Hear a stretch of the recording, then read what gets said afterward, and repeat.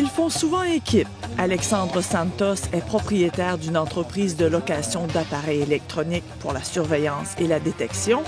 Et François-Yvon Deslauriers est l'expert des radiofréquences, sa spécialité alors qu'il était agent au Service canadien de renseignement de sécurité. Ce qui a beaucoup changé, c'est que les appareils sont beaucoup plus miniatures. Avant... Donc, plus difficile à trouver pour vous. Difficile à trouver. D'un autre côté, les appareils de détection sont beaucoup plus sophistiqués, beaucoup plus rapides. Donc, des deux côtés, il faut être de plus en plus expert dans le domaine. C'est le chat et la souris. Ce qu'on a ici, c'est une fausse roche caméra. Donc, la caméra, elle se déclenche au mouvement. On peut mettre ça, exemple, dans une cour. OK. S'il y a un voisin qui rentre ou des gens qui n'ont pas d'affaires à rentrer. Ça ici, c'est un détecteur de mouvement. La possibilité de ne pas l'avoir aussi.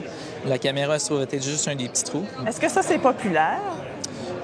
C'est un parmi tant d'autres. On a, exemple, des radios qu'on fait sur mesure. Donc, ça peut être un radio banal qu'à l'intérieur va se trouver avoir le système d'enregistrement avec ou sans fil.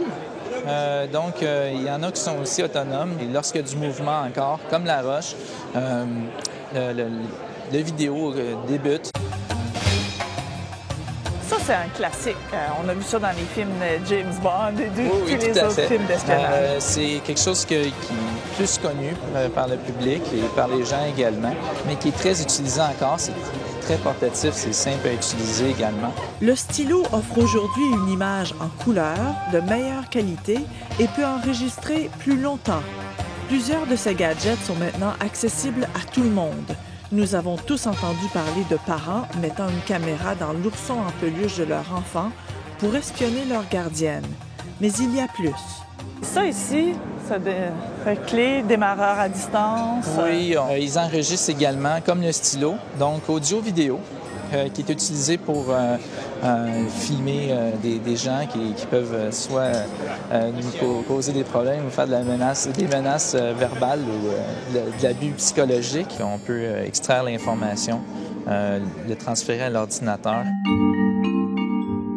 Les plus populaires, ce qu'on voit le plus souvent, ça va être les radios, exemple, qui vont se vendre beaucoup pour des cas d'infidélité. Mais on a aussi beaucoup d'autres équipements qui sont utilisés, comme des GPS, exemple. Ici, on en a un modèle.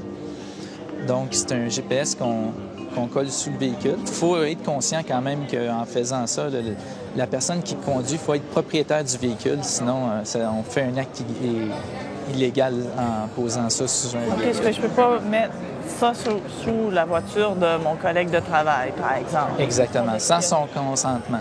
Okay. Donc, on a beaucoup de clients. Sous la voiture de mon conjoint, si je suis copropriétaire de la voiture, ça fonctionne? Oui, ça pourrait très bien fonctionner. Cette vitre devient opaque quand on coupe le courant alimentant les cristaux liquides situés entre les doubles vitres. Idéal, diraient certains, pour des réunions confidentielles.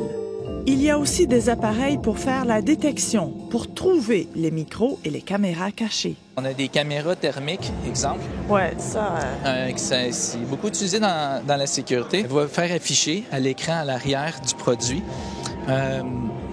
les sources de chaleur. Donc, si c'est très chaud, moins chaud, ça permet de découvrir aussi des caméras ou des micros dans des plafonds.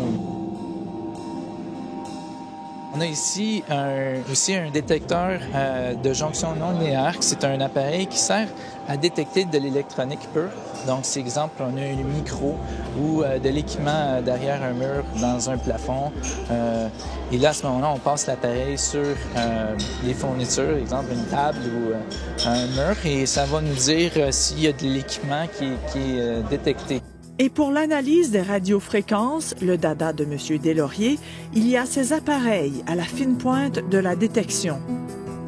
Cet appareil-là, ici, présentement, regarde tout le spectre au complet, le spectre radiofréquence. Par exemple, on voit ici du Wi-Fi, ici on voit du cellulaire, et puis en bas, ça peut être la TV, un taxi, n'importe quoi. Donc, ça peut être même notre micro sans fil que vous portez présentement. Sûrement notre micro sans fil est en quelque part là-dedans. Lui me donne une vue d'ensemble, et puis avec lui, je peux focusser sur une série de signaux.